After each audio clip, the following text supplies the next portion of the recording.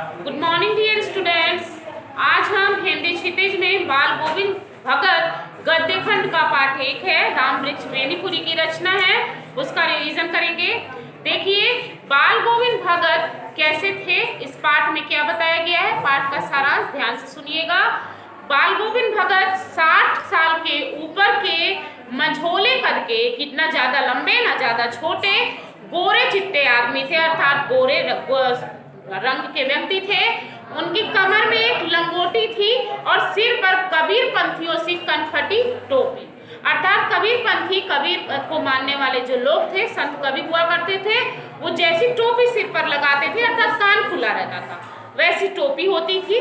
जाड़े में काले रंग की कमली अर्थात कंबल ऊपर से ओढ़ लेते थे, मस्तक पर चंदन लगाते थे, गले में तुलसी की माला पहनते थे और इस तरह से उनका जो रूप था, इनकी वेशभूषा थी, उसका वर्णन किया गया है कि किस तरह से वो रहते थे।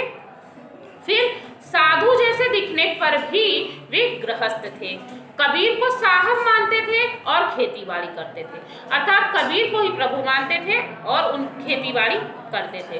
कबीर पंथी थे, कबीर के मत को मानने वाले थे, निर्गुण उपासक हो गए थे वो। आषाढ़ के दिनों में धान की रोपाई करते और साथ साथ गाते भी रहते।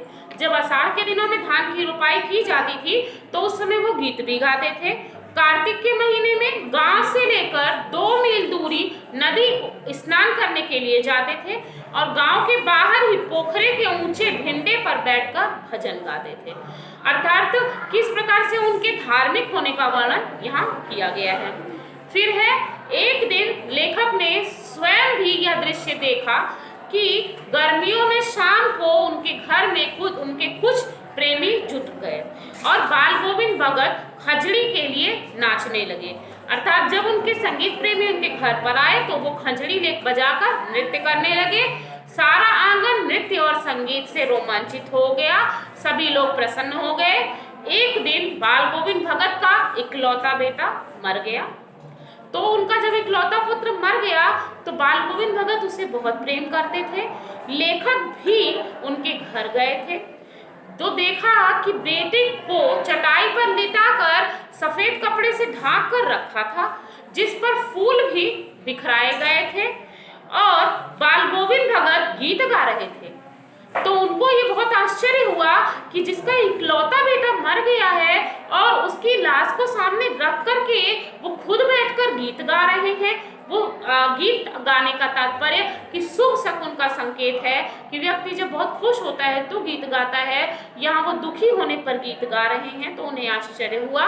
उन्होंने कहा कि आश्चर्यचकित होकर कहा कि क्या ऐसा क्यों है, तो वो कहते हैं आत्मा परमात्मा के पास चली गई है, जिससे बढ़कर आनंद की बात और क्या हो सकती है, इसलिए मैं गीत गा रहा हूँ, अर्थात मेरे बेटे की जो आत्मा थी वो परमात्मा से मिल चुकी है और इससे अच्छे आनंद की बात क्या हो सकती है कि उसे इस दुनिया में मोक्ष प्राप्त हो गया, इसलिए मैं गीत गा रहा हूँ। उसकी श्राद्ध की अवधि पूरी होने के बाद पतोहू के उसकी जो बहू थी उसके भाई को बुलाकर उन्होंने उसके साथ कर दिया, भाई को बुलाकर अपनी बहू को उसके साथ भेजना चाहा और आदेश दिया कि इसकी दूसरी शादी कर देना।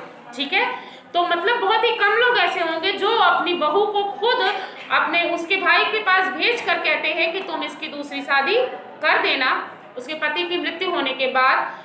और पर जो उनकी बहू थी वो बाल गोविंद भगत को छोड़कर जाना नहीं चाहती थी और उसकी एक न चली, उसे अपने भाई के साथ जाना पड़ा। फिर क्या हुआ, बाल गोविंद की मृत्यु उन्हीं के अनुरूप हुई। वे हर वर्ष पैदल गंगा स्नान के लिए जाते थे, घर से वो खाकर चलते थे, भोजन कर कर चलते थे और घर पर ही आकर खाते थे। रास्ते भर गाते बजाते जाते और आने जाने में 4-5 दिन उन्हें लग जाते थे। इन दिनों में वे उपवास करते। लोगों ने उन्हें आराम करने को कहा और नहाने धोने पर मना किया, मतलब उनकी दिनचर्या थी प्रातः काल उठकर नहाना, पूजन करना, ईश्वर की भक्ति करना, गीत गाना। तो लोग उन्हें मना भी करते थे कि अब आप वृद्ध हो चले हैं, आपकी उम्र हो चुकी है, तो आप अपने इस तरह के क्रियाकलापों को कम कर दीजिए, लेकिन उन पर उसका कोई असर ना हुआ। एक दिन जब भोर में लोगों ने उनका गीत नहीं सुना, प्रातःकाल लोगों की सुबह ही उनके गीत के द्वारा होती थी, उनके गीतों के माध्यम से लोगों की सुबह होती थी, लोगों की शाम भी उनके गीतों के माध्यम से होती थी। तो जब लोग ने उनका गीत ना सुना और उनके घर जाकर देखा तो लोगों को पता चला कि बाल गोविंद भगत की मृत्यु हो चुकी है। तो बच्चों, इस तरह से बाल गोविंद भगत की मृत्यु हो चुकी थी। जब उन्होंने उनके गीत की आवाज ना सुनी तो उन्हें पता चला कि वो इस दुनिया में नहीं है। तो इस प्रकार रामवृक्ष बेनीपुरी द्वारा रचित बाल गोविंद भगत पाठ का सारांश पूरा हुआ। मिलते हैं अगले वीडियो में अगले टॉपिक के साथ। Thank you.